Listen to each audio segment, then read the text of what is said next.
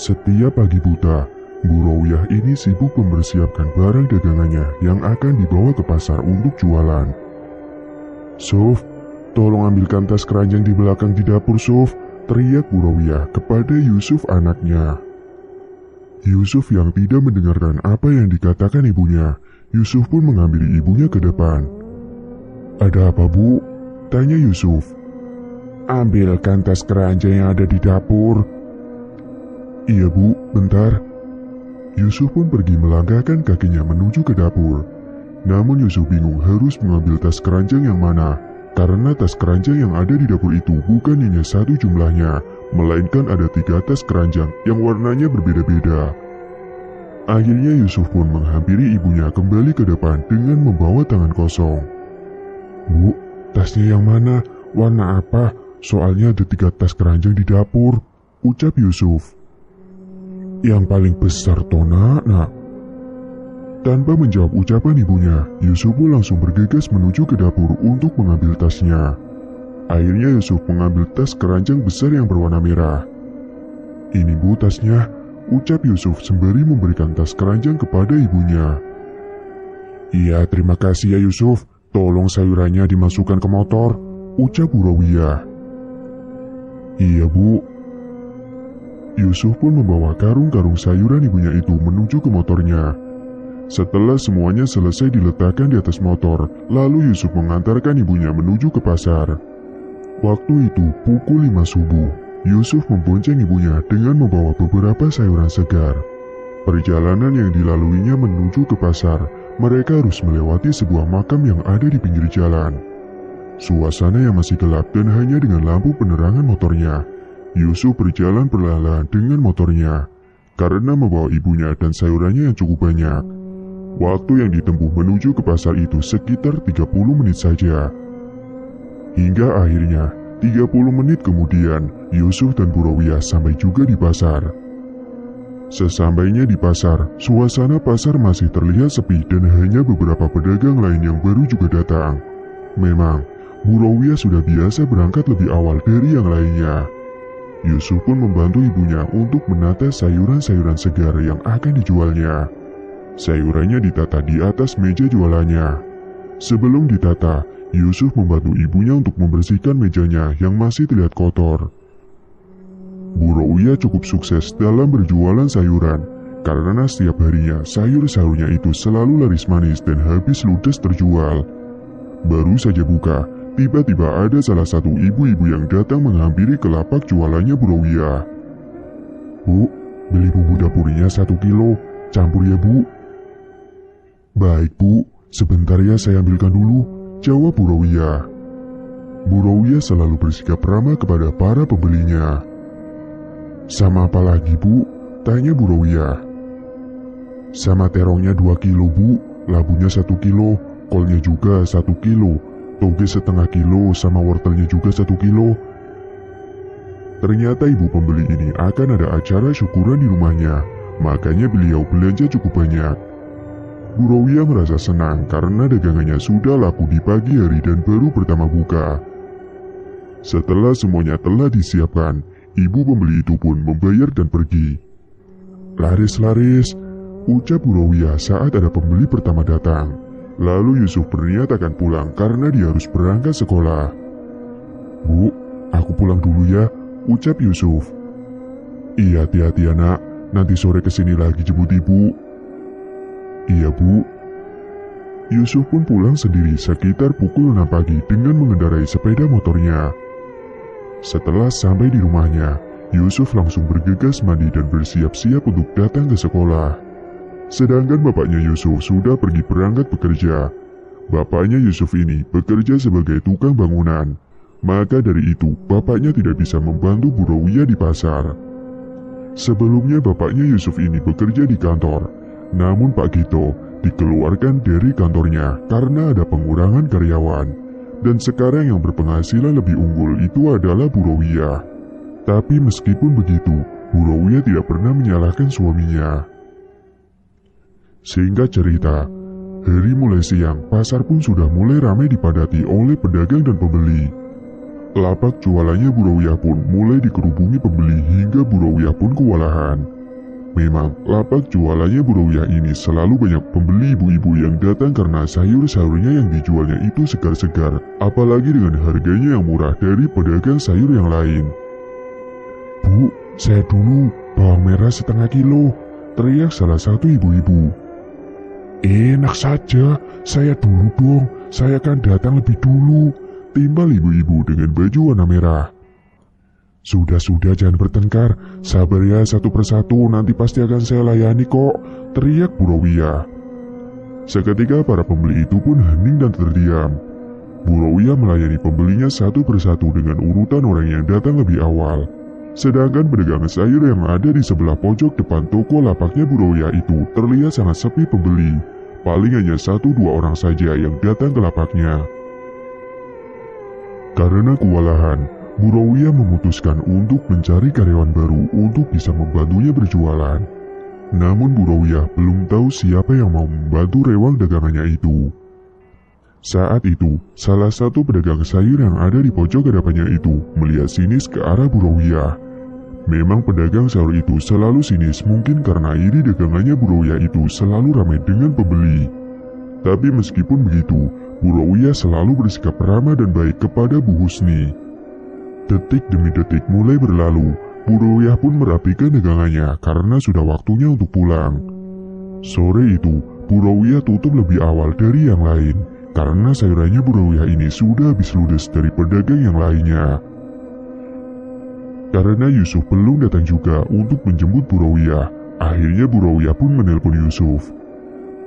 Terdengar suara dering dari ponsel milik Yusuf yang tergeletak di tempat tidurnya, yang ternyata Yusuf lupa kalau harus menjemput ibunya ke pasar, malah ia sedang tertidur. Hingga setelah mendengar suara dering teleponnya yang berulang-ulang kali, Yusuf langsung terbangun dan mengangkat teleponnya. "Halo, assalamualaikum Sob," ucap Bu Rawiyah. "Waalaikumsalam Bu, kenapa?" "Loh kok kenapa sih? Sini jemput ibu sekarang. Kamu gimana sih? Pasti tidur ya?" Iya Bu, aku cuci muka dulu ya, nanti langsung ke sana," jawab Yusuf. "Ya sudah, cepet." Yusuf pun bergegas menuju ke kamar mandi untuk mencuci mukanya. Setelah cuci muka, Yusuf pun langsung menghidupkan motornya dan langsung menuju ke pasar. Dengan mata yang masih sepet karena masih sangat mengantuk, Yusuf pun mengendarai sepeda motornya. Sampai tiba-tiba, Yusuf mengerem mendadak karena ada seekor kucing hitam yang lewat di hadapannya, membuat Yusuf terkejut dan hampir hilang fokus karena mengantuk. Beberapa saat kemudian, akhirnya Yusuf pun sampai di pasar. Yusuf langsung menghampiri ke lapak dagangan ibunya. Terlihat ibunya sedang duduk di kursi lapaknya menunggu Yusuf. "Maaf Bu, lama. Biasa juga ibu tutupnya jam 5 sore, tapi kenapa ini jam 3 sudah tutup Bu?" tanya Yusuf. "Iya, alhamdulillah nak. Tadi habis lebih awal sayurannya." Yusuf pun langsung membawakan tas keranjang dan karung-karung bekas tempat sayuran yang dipakai. Di perjalanan pulang, mereka saling bercengkrama dan Bu Rawiyah meminta kepada Yusuf untuk mengantarkan Bu Rawiyah ke pemilik kebun sayur untuk belanja sayur untuk besok dijualnya lagi. "Suf, kita ke rumah Pak Tarno dulu ya, ibu mau sekalian belanja sekarang saja." "Iya Bu." Biasanya kalau dagangannya Bu Rawiyah habis jam 5 sore, Bu Rawiyah pergi ke rumahnya Pak Tarno setiap malam harinya. Tapi karena ini Bu Rawiyah pulang lebih awal, sekalian saja Bu Rawiyah mampir ke rumahnya Pak Tarno. Jarak rumah Pak Tarno dan Bu Rawiyah sangat dekat, hanya butuh waktu sekitar 10 menit saja untuk sampai. Hingga sesampainya di rumahnya Pak Tarno, Bu Rawiyah dan Yusuf langsung menyambangi rumahnya. "Assalamualaikum," ucap Bu Rawiyah. Namun tidak ada sahutan dari dalam rumahnya. Rumahnya terlihat sangat sepi sekali. "Bu Rawiyah," terdengar suara teriakan dari samping rumahnya. Ternyata itu adalah teriakan dari Pak Tarno dari kebun miliknya yang terletak di samping rumahnya. Pak Tarno." Bu Rawiyah dan Yusuf pun langsung menghampiri ke arah Pak Tarno. "Gimana Bu, tumben datang jam segini? ucap Pak Tarno. Iya ini Pak, alhamdulillah habis lebih awal. Saya mau sekalian belanja Pak.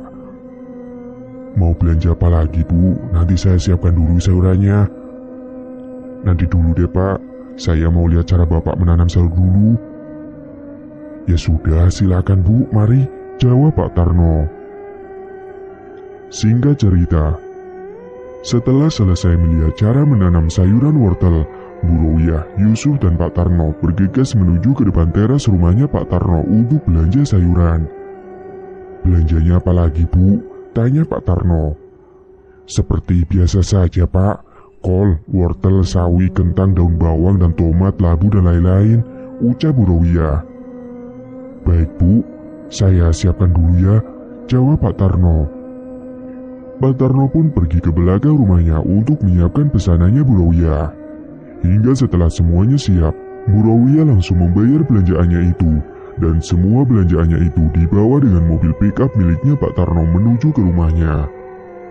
Bu Rowiah sudah berlangganan dengan Pak Tarno, karena sayuran milik Pak Tarno ini murah dan juga kualitasnya yang bagus.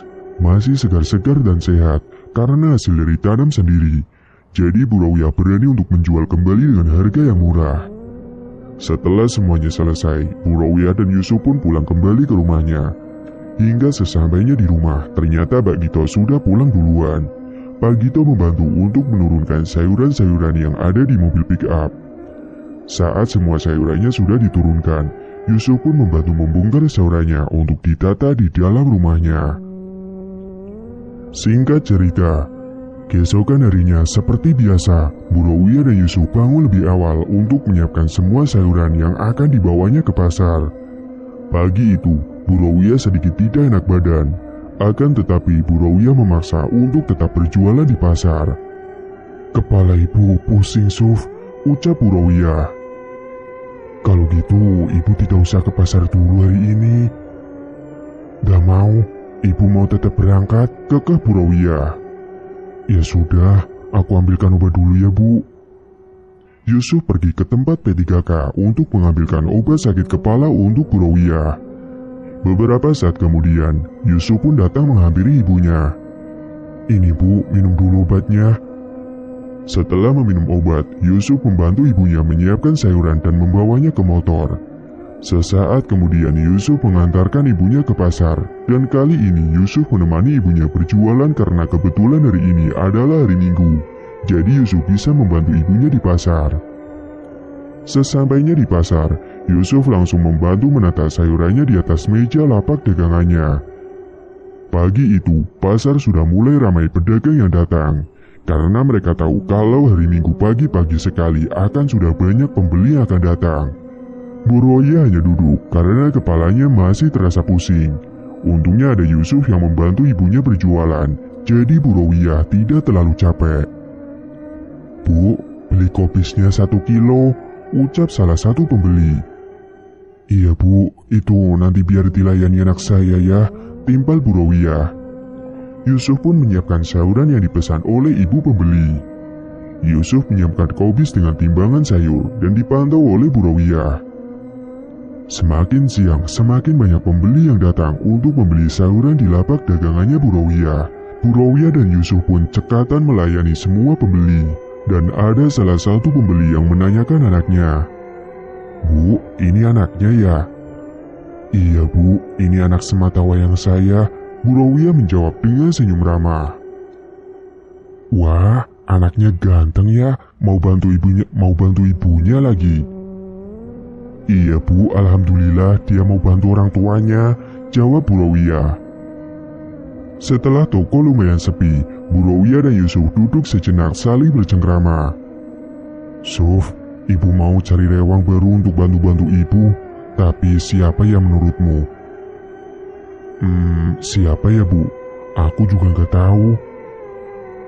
Singkat cerita, hari itu Bu Rowiah dan Yusuf pulang lebih awal seperti kemarin karena dagangannya itu sudah habis terjual. Sesampainya di rumah, Bu Rowiah berpapasan dengan salah satu tetangganya yang akan datang ke warung sembako. Bu Rowiah, mau kemana Bu? Tanya Mbak Siska. Ini mau ke warung Mbak. Oh iya Mbak, Mbak Siska masih nganggur kan ya? Tanya Bu Rawiyah. Iya Bu, memangnya kenapa ya? Tanya Mbak Siska. Jadi gini Mbak, saya butuh rewang untuk bantu-bantu jualan di pasar. Mbak Siska mau gak ya kalau bantuin saya? Tanya Bu Rawiyah. Wah, kebetulan saya masih butuh pekerjaan. Saya mau deh Bu kalau begitu, jawab Mbak Siska. Nah, kapan Ibu saya bisa mulai kerja? Tambah Mbak Siska. Besok ya Mbak, kalau bisa datang jam 5 pagi Mbak, ucap Bu Rawiyah. Oke baik Bu, terima kasih ya, jawab Mbak Siska. Bu Rawiyah melanjutkan perjalanannya menuju ke warung sembako untuk membeli beras dan sabun mandi. Malam harinya saat makan malam bersama dengan keluarganya, mereka saling bercengkrama satu sama lain. Oh iya Pak, tadi aku ketemu sama Mbak Siska dan dia besok mau kerja sama Ibu, ucap Bu Rawiyah. Bagus dong Bu, kalau begitu jadi Ibu tidak kewalahan, jawab Pak Gito. Iya Pak, lumayan ringan nantinya. Berarti aku nggak usah bantuin Ibu. Yo tetep bantuin dong Suf, jawab Bu Rawiyah. Keesokan harinya, Bu Rawiyah dan Yusuf datang lebih dulu sebelum Mbak Siska datang. Seperti biasa, Yusuf membantu untuk menata sayurannya itu di atas meja lapaknya. Dan beberapa saat kemudian, Mbak Siska pun datang ke lapaknya. Suasana pasar masih terlihat sepi dan masih beberapa orang pedagang yang datang. Mbak Siska sudah datang, sudah sarapan belum Mbak? Sudah Bu, Alhamdulillah. Saya harus ngapain ini Bu? Itu kamu bantu Yusuf tata semua sayurannya ya. Iya Bu. Mbak Siska pun membantu Yusuf menata sayuran-sayuran segar di atas meja lapaknya. Setelah semuanya selesai tertata rapi, Yusuf berpamitan pulang kepada ibunya karena mau bersiap-siap pergi berangkat ke sekolah. Hari itu, lapaknya Bu Rawiyah dikerubungi banyak pembeli dan untungnya sudah ada Mbak Siska, jadi lebih ringan. Perlahan-lahan Mbak Siska bisa melayani para pembelinya dengan ramah dan bisa untuk menimbang sayurannya. Dan saat sore hari, Bu Rawiyah dan Mbak Siska pun hendak pulang. Ketika melewati depan lapaknya milik Bu Husni, tiba-tiba saja Bu Husni memanggil Bu Rawiyah tidak seperti biasanya. Bu Rawiyah? Iya Bu, kenapa? Itu pelayan barunya ya? Iya Bu, ini tetangga saya. Oh gitu. Iya Bu, saya duluan ya. Nanti Bu, saya mau tanya sama Ibu. Ibu pakai penglaris ya, makanya dagangannya selalu ramai, sehingga dagangan saya ini sepi, ucap Bu Husni. Astagfirullah Bu, Ibu jangan fitnah saya tidak pernah melakukan hal seperti itu. Saya berani bersumpah Bu, Ibu tidak boleh fitnah saya begitu, karena rezeki sudah ada yang ngatur, dan takarannya tidak akan pernah tertukar Bu, jelas Bu Rawiyah. Bu Rawiyah langsung pergi meninggalkan Bu Husni bersama dengan Mbak Siska, karena Bu Rawiyah sudah naik pitam dan tidak mau bertengkar dengan Bu Husni. Bu Rawiyah pulang bersama dengan Mbak Siska, karena kebetulan jalan menuju ke rumah arahnya sama. Jadi Bu Rawiyah pulang bareng dengan Mbak Siska. Sesampainya di rumah, Bu Rawiyah minta untuk diantarkan Yusuf menuju ke rumah Pak Tarno untuk belanja sayuran. Terlihat Yusuf masih memainkan ponselnya di dalam kamarnya. Yusuf, teriak Bu Rawiyah yang menghampiri ke arah Yusuf. Loh, Ibu sudah pulang ternyata. Ibu pulang naik apa? Tanya Yusuf. Tadi pulang sama Mbak Siska, kan kebetulan searah jadi bonjangan, jawab Bu Rawiyah. Oh gitu, baguslah. Iya udah, ayo anterin Ibu ke rumah Pak Tarno sekarang. Yusuf pun terbangun dari tidurnya dan bergegas untuk mengantarkan ibunya menuju ke rumah Pak Tarno. Sesampainya di rumah Pak Tarno, terlihat Pak Tarno sedang duduk di depan teras rumahnya, sedang memilih sayuran yang rusak dan yang masih terlihat segar. Assalamualaikum, ucap Bu Rawiyah. Waalaikumsalam. Bu Rawiyah, lagi sibuk ya Pak? Enggak Bu, ini lagi milih-milih sayur saja. Mau belanja ya Bu? Pesanannya apa lagi Bu? Biar saya siapkan dulu, timpal Pak Tarno. Seperti biasanya saja Pak, jawab Bu Rawiyah. Oh iya Bu, tunggu bentar ya, saya siapkan dulu pesanannya. Bu Rawiyah dan Yusuf pun menunggu di depan teras rumahnya sembari melihat sayur-sayur yang tadi dipilah oleh Pak Tarno. Hingga beberapa saat kemudian, Pak Tarno pun datang dengan membawa pesanannya Bu Rawiyah. Ini Bu pesanannya, ucap Pak Tarno. Seperti biasa Pak, tolong bawa pakai pick up ya. Iya Bu, siap. Lalu semua sayuran itu dinaikkan ke atas mobil pick up dan diantarkan sampai ke rumah oleh Pak Tarno sendiri. Singkat cerita, malam harinya Yusuf membantu ibunya memasak untuk makan malam. Saat malam harinya ketika semua sedang tertidur, Bu Rawiyah bermimpi kalau dia sedang dikejar-kejar anjing berwarna hitam. Bu Rawiyah mencoba lari sekencang-kencangnya untuk menghindari kejaran anjing itu. Namun Bu Rawiyah tidak bisa menghindar, malah anjing itu menerkam Bu Rawiyah. Saat itu, Bu Rawiyah mengenakan mukena karena saat itu Bu Rawiyah baru selesai melaksanakan sholat. Seketika Bu Rawiyah terbangun dan berteriak, "Ah, tolong!" Sontak Pak Gito yang tidur di sampingnya itu terbangun karena mendengar teriakan Bu Rawiyah. "Bu, ibu kenapa Bu? Ibu mimpi buruk?" tanya Pak Gito. "Iya Pak, ibu mimpi digigit anjing hitam."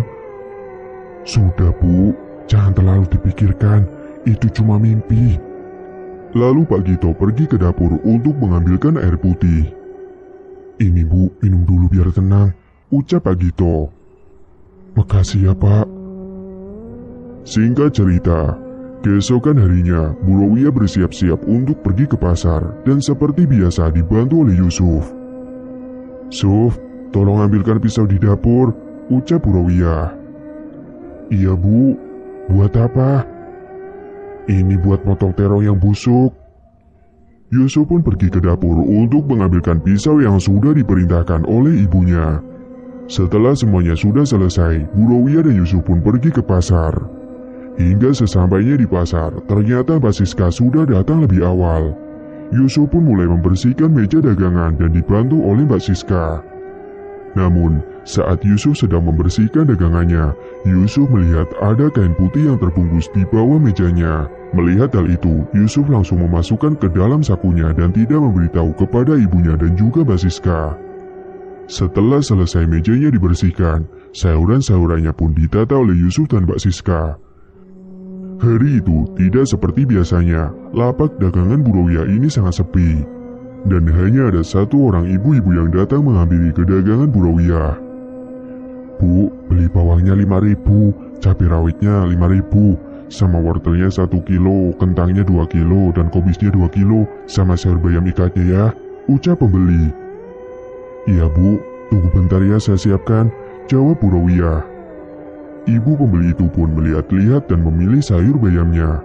Namun tiba-tiba saja saat ibu tersebut mengangkat sayurannya itu banyak ulat-ulat yang berwarna putih berjatuhan di atas meja. "Ih, apaan ini Bu? Kok banyak ulatnya?" "Hah? Ulat? Mana Bu?" "Ini Bu, lihat. Ibu gimana sih, niat jualan gak sih? Pantes saja harganya murah, ternyata kualitasnya juga buruk." "Biasanya juga gak seperti ini kok Bu. Mungkin bayamnya memang banyak ulatnya. Maaf Bu, saya juga tidak tahu," jawab Bu Rawiyah. "Ya sudah Bu, kalau gitu saya tidak jadi beli di sini Bu. Maaf, takutnya nanti bawangnya juga busuk," ucap pembeli itu. "Iya Bu, maaf ya Bu," kata Bu Rawiyah. Lalu ibu pembeli itu beralih pergi ke lapaknya Bu Husni dan semua pelanggannya juga berdatangan semuanya ke lapak Bu Husni. Dalam pikirnya Bu Rawiyah saat itu, mungkin belum rezekinya Bu Rawiyah hari itu. Jadi semua pelanggannya pergi ke sana. Sedangkan Mbak Siska yang baru bekerja di lapaknya Bu Rawiyah bingung harus ngapain karena dagangannya sepi. Bu Rawiyah dan Mbak Siska duduk termenung menunggu pembeli, namun tidak ada yang kunjung datang. Karena lapaknya itu sepi, akhirnya Bu Rawiyah memutuskan untuk pulang lebih awal. Bu Rawiyah membereskan sayuran dagangannya yang masih utuh tidak terjual hari itu. Dengan wajah yang murung, Bu Rawiyah akhirnya membereskan dagangan dengan dibantu oleh Mbak Siska. Saat mau pulang, tiba-tiba saja Bu Husni menyapa Bu Rawiyah. "Bu, kok sudah pulang? Kenapa? Tadi kayaknya dagangannya masih banyak," ucap Bu Husni. "Iya Bu, ini kepala saya pusing tiba-tiba. jawab Bu Rawiyah beralasan. Saya permisi dulu ya Bu, mari, timpal Bu Rawiyah. Sesampainya di rumah, Bu Rawiyah memilih sayuran dan membuang sayuran yang ada ulatnya dengan dibantu oleh Yusuf dan Pak Gito yang kebetulan sudah pulang di rumah. Loh, ini kenapa bisa banyak ulatnya toh Bu? Tanya Pak Gito. Gak tahu Pak, tiba-tiba saja banyak ulatnya. Setelah selesai memilih sayuran yang ada ulatnya, Bu Rawiyah dan Pak Gito bergegas untuk tidur, sedangkan Yusuf sibuk melihat kain putih yang dia dapat di bawah meja lapak ibunya. Yusuf mencoba membuka kain putih itu, dan saat dibuka, betapa terkejutnya Yusuf. Ternyata yang terbungkus di dalam kain putih itu adalah gumpalan tanah dan ada satu paku berkarat. Yusuf tetap tidak menceritakan hal itu kepada kedua orang tuanya. Namun kain putih yang di dalamnya ada tanah kuburan itu malah Yusuf simpan di dalam lemari kamarnya. Malam itu, Bu Rawiyah bermimpi buruk lagi. Dia bermimpi didatangi sosok genderuwo di depan lapak dagangannya. Sosok genderuwo itu menatap tajam ke arah Bu Rawiyah dengan mata yang merah menyala. Sosoknya tinggi besar dan berbulu serta dua taring yang keluar dari bibirnya yang berbentuk sangat tajam. Sosok genderuwo itu berdiri di depan lapak dan mengacak-acak semua sayuran dagangannya Bu Rawiyah. Jangan, jangan, teriak Bu Rawiyah. Seketika Bu Rawiyah terbangun dengan napas yang terengah-engah dan tubuhnya yang penuh dengan keringat membasahi sekujur tubuh serta bajunya. Ibu kenapa lagi Bu? Tanya suaminya yang terperanjat bangun karena mendengar teriakan Bu Rawiyah. Namun Bu Rawiyah masih tetap tidak menjawab pertanyaan dari Pak Gito. Bu Rawiyah masih mengatur napasnya yang masih tidak beraturan. Setelah sedikit tenang, Bu Rawiyah menceritakan semuanya kepada Pak Gito. Tadi, ibu bermimpi ada sosok genderuwo yang datang dan berdiri di depan lapak dagangan ibu, Pak. Sosok genderuwo itu mengacak-ngacak semua sayuran ibu. Jelas Bu Rawiyah. Hah? Genderuwo, Bu? Tanya Pak Gito. Iya, Pak. Genderuwo itu menyeramkan sekali. Jawab Bu Rawiyah. Sudah, jangan terlalu dipikirkan Bu, itu kan cuma mimpi, ucap Pak Gito. Bu Rawiyah pun hanya mengangguk dan mendengarkan perkataan dari suaminya. Hingga keesokan paginya, Bu Rawiyah dan Mbak Siska menjaga lapak dagangannya. Namun di lapak dagangannya itu, Bu Rawiyah merasa tidak seperti biasanya. Hawanya panas dan tidak nyaman seperti biasanya. Beberapa saat kemudian, ada seorang ibu-ibu yang datang menghampiri lapaknya Bu Rawiyah. Bu, beli kangkungnya 1 ikat. Iya Bu, silakan dipilih dulu. Ibu pembeli tersebut pun memilih sayuran kangkung dan saat sedang memilih kangkungnya, ibu pembeli itu dikejutkan dengan banyaknya ulat-ulat berwarna putih berjatuhan di atas meja lapaknya Bu Rawiyah. Aduh, apa ini Bu? Kok banyak sekali ulatnya? Loh, kok ada ulatnya lagi?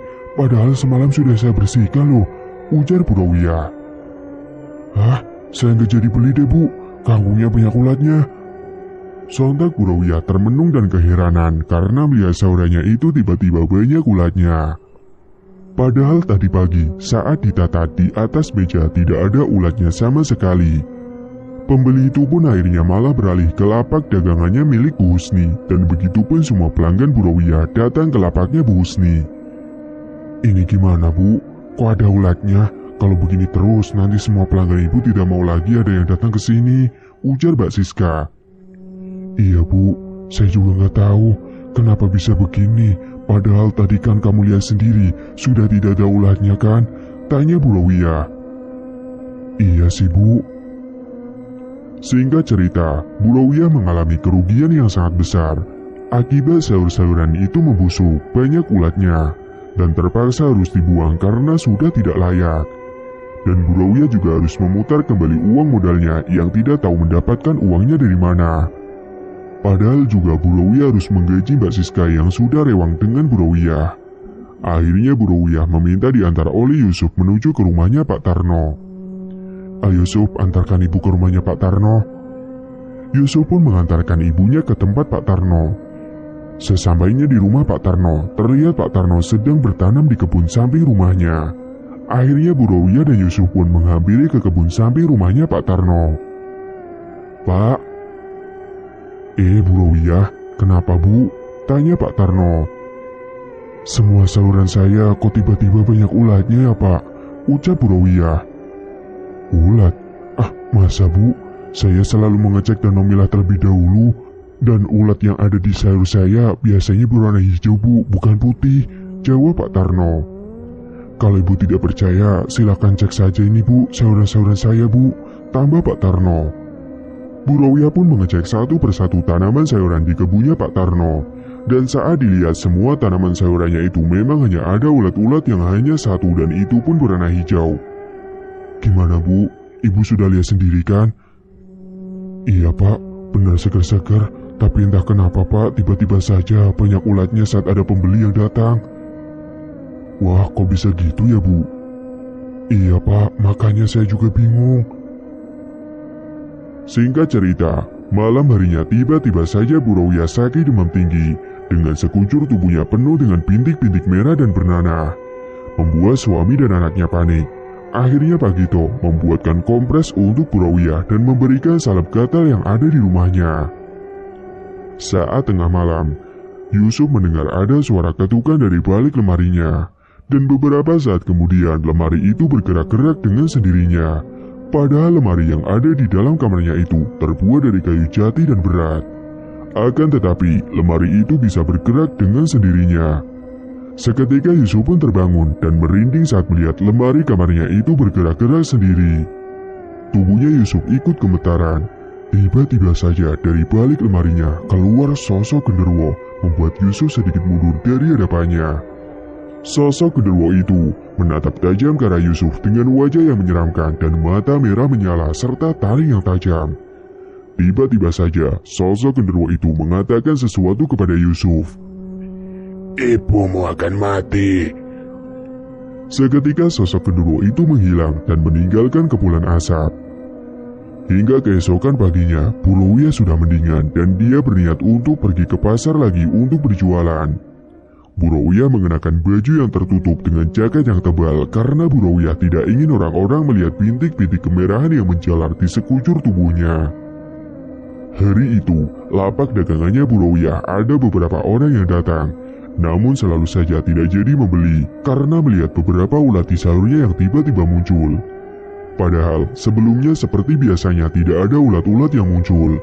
Akan tetapi saat ada pembeli yang datang, ulat itu yang berwarna putih mulai berdatangan dan muncul di beberapa sayuran. Karena tidak tahan dengan dagangannya yang sepi itu, akhirnya Bu Rawiyah pergi ke salah satu Pak Ustadz.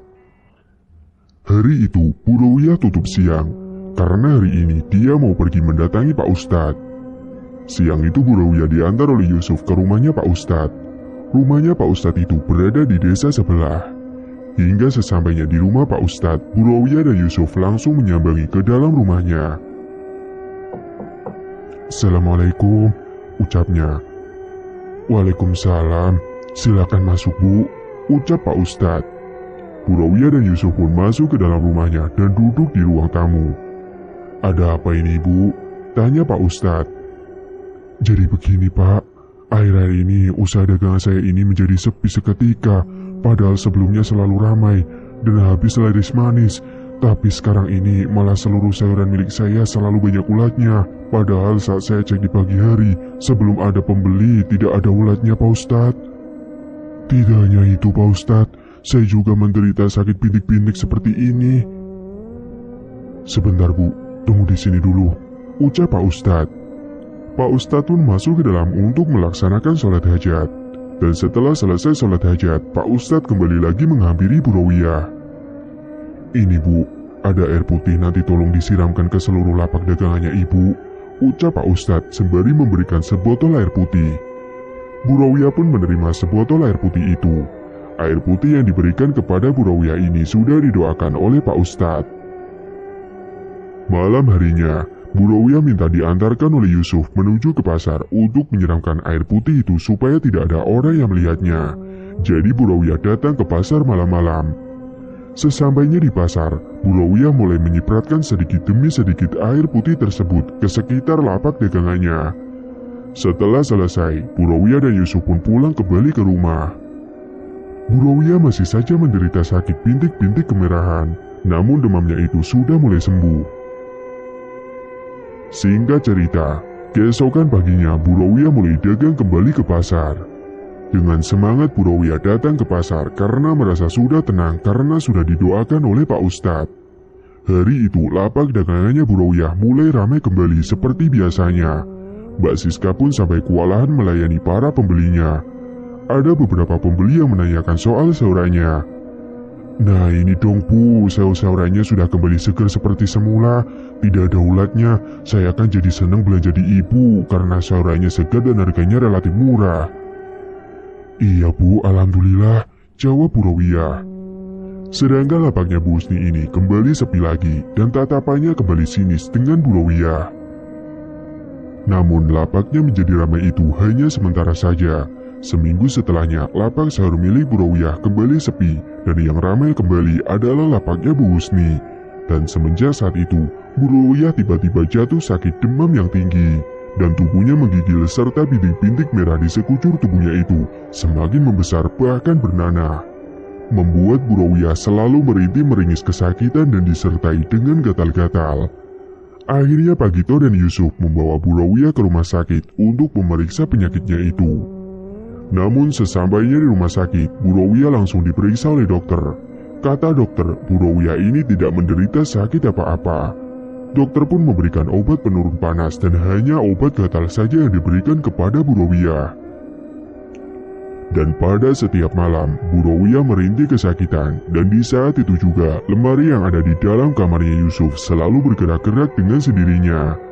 Sudah beberapa hari ini Bu Rawiyah tidak berjualan di pasar karena sakit yang diderita olehnya tidak kunjung sembuh-sembuh. Sudah dibawa ke berbagai rumah sakit dari dokter umum, namun semua dokter yang ada dan mengatakan bahwa Bu Rawiyah ini tidak menderita sakit apapun. Pak Gito pun akhirnya berniat untuk membawa Bu Rawiyah ke dokter spesialis kulit. Uang yang dikeluarkan Bu Rawiyah sudah sangat banyak, apalagi akhir-akhir ini dagangannya Bu Rawiyah mengalami kerugian yang sangat banyak. Apalagi untuk berobat ke sana kemari, tapi penyakitnya itu masih belum kunjung sembuh juga.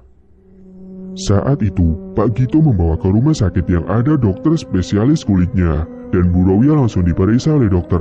Dan kata dokternya, Bu Rawiyah harus dironsen untuk mengetahui masalah kulitnya.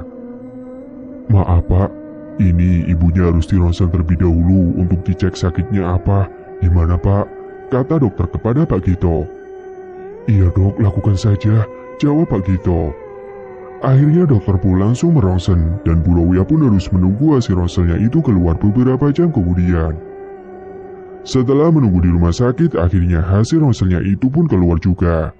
Namun sesaat hasil ronsennya itu keluar, dokter menyatakan kalau Ibu Rawiyah ini tidak menderita sakit apapun dan malah kata dokternya kulitnya Bu Rawiyah ini normal-normal saja. Karena sudah putus asa berobat ke sana kemari, akhirnya Pak Gito dan Yusuf membawa Bu Rawiyah ke rumahnya Pak Ustadz. Assalamualaikum, ucap Pak Gito. Waalaikumsalam. Astagfirullah, jawab Pak Ustadz terkejut. Pak Ustadz terkejut karena melihat keadaan Bu Rawiyah dan ada sosok yang mengikuti di belakang tubuhnya Bu Rawiyah. Sosok itu adalah sosok genderuwo yang menatap tajam ke arahnya Pak Ustadz. Silakan masuk Pak, Bu, ucap Pak Ustadz.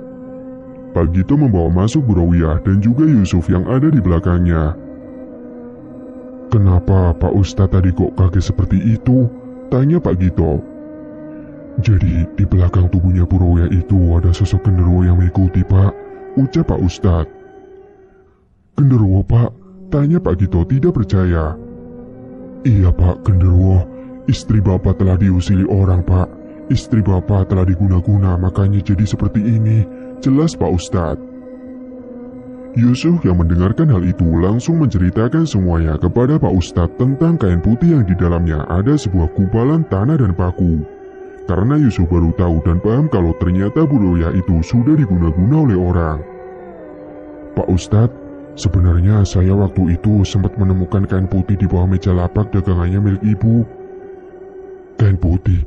Mana coba saya lihat? Tidak saya bawa Pak Ustadz. Ya sudah, sana kamu ambil dulu ke rumah, timpal Pak Gito. Yusuf pun pulang ke rumahnya untuk mengambil kain putih itu yang ada di dalam lemarinya.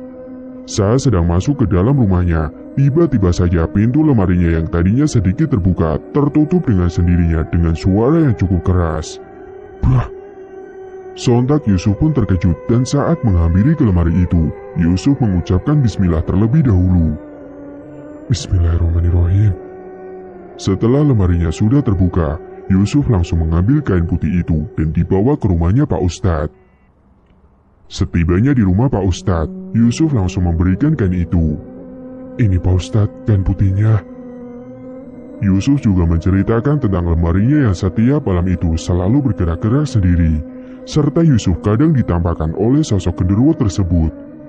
Lalu Pak Ustadz pun langsung membuka kain putih itu dan terlihat tanah dan paku berkarat. Ini adalah tanah kuburan dan paku yang sudah dijadikan media untuk menyantet istri Bapak, ucap Pak Ustadz. Astagfirullahaladzim, siapa Pak Ustadz yang tega menyantet istri saya? Tanya Pak Gito.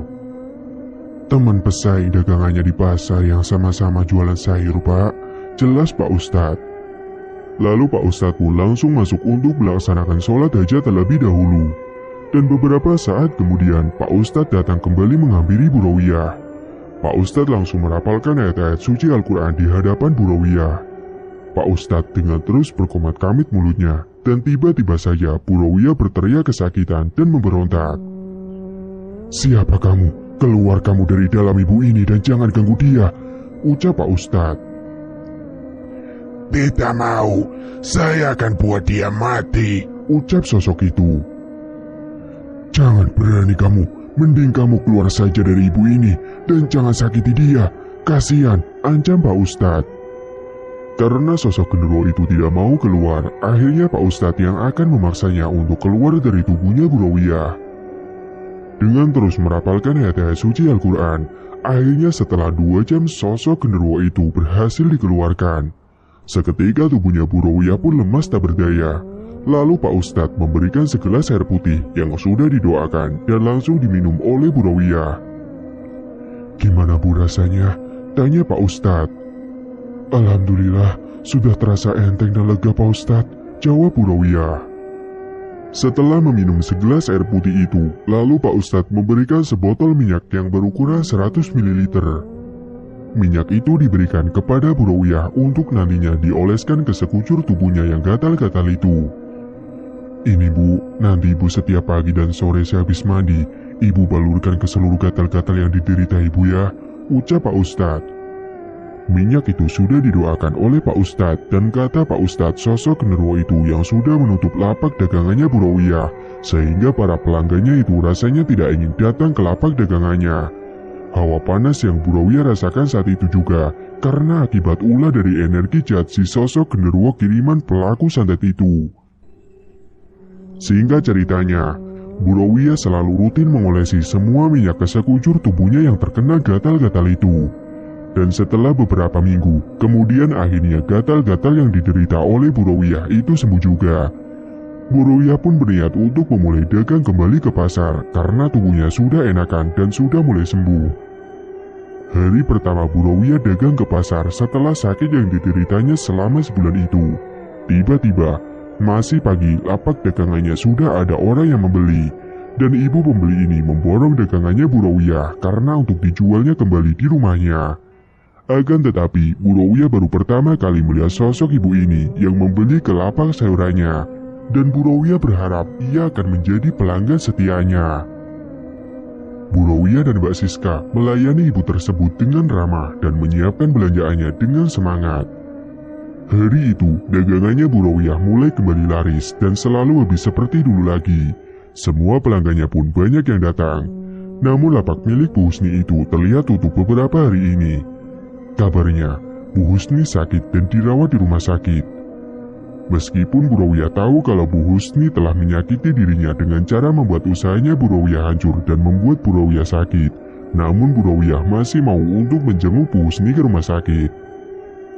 Sesampainya di rumah sakit, terlihat Bu Husni sangat kaku tubuhnya dan matanya melotot serta tubuhnya dipenuhi dengan koreng-koreng yang bernanah di sekujur tubuhnya, seperti yang dialami oleh Bu Rawiyah waktu itu. Namun, koreng yang ada di tubuhnya Bu Husni ini lebih parah dari yang dialami Bu Rawiyah. Tiba-tiba saja, Bu Husni memegang tangannya Bu Rawiyah yang sedang duduk di sebelahnya. Maafkan aku Bu Rawiyah, aku telah berbuat jahat kepadamu, dan aku sekarang sudah menanggung sendiri akibatnya, ucap Bu Husni. Iya Bu, saya sudah memaafkan ibu kok. Saya minta maaf kalau selama ini telah menyakiti hati ibu dengan ucapan saya yang tidak sengaja, ujar Bu Rawiyah. Lalu Bu Husni menjawab dengan hanya menganggukkan kepalanya. Dan sesaat setelahnya, seketika Bu Husni menghembuskan napas terakhirnya. Dengan matanya yang masih melotot dan tubuhnya yang masih kaku. Setelah kejadian itu, sekarang Bu Rawiyah sudah kembali seperti dulu lagi dengan dagangannya yang selalu laris, dan bahkan sekarang Bu Rawiyah membuka lapak keduanya yang ada di pasar lain. Dan lapak yang ada di pasar lain itu dikelola oleh suaminya dan anaknya sendiri. Pak Gito sekarang sudah berhenti dari tukang bangunan dan Yusuf sudah lulus dari sekolah SMA-nya. Jadi sekarang lapaknya yang dulu diurus Bu Rawiyah sendiri dan direwang oleh Mbak Siska. Lapak keduanya yang ada di pasar sebelah diurus oleh Pak Gito dan Yusuf. Di pasar ini juga sayuran yang dijualnya dengan harga murah dan banyak pelanggan yang membeli berdatangan. Sementara nasib Bu Husni berakhir mengenaskan akibat perbuatannya sendiri karena iri dan dengkinya. Dan dari kejadian ini, semoga kita bisa mengambil hikmahnya, bahwa setiap orang sudah diatur rezekinya, dan sudah sesuai takaran dari Allah Ta'ala, dan tidak akan pernah tertukar. Dan jangan pernah melakukan perbuatan dengan bersekutu dengan jin, karena akibatnya akan membuat orang lain menderita, atau bahkan kepada si pelaku itu sendiri yang mengalami akibatnya. Siapa yang menanam, dia yang akan menuai. Tamat. Cerita pun selesai. Terima kasih bagi teman-teman yang sudah menyimak cerita hingga akhir. Dan bagi yang belum bergabung, silakan tekan tombol subscribe sekarang juga dan aktifkan lonceng notifikasi agar tidak ketinggalan info updatean terbaru dari kami.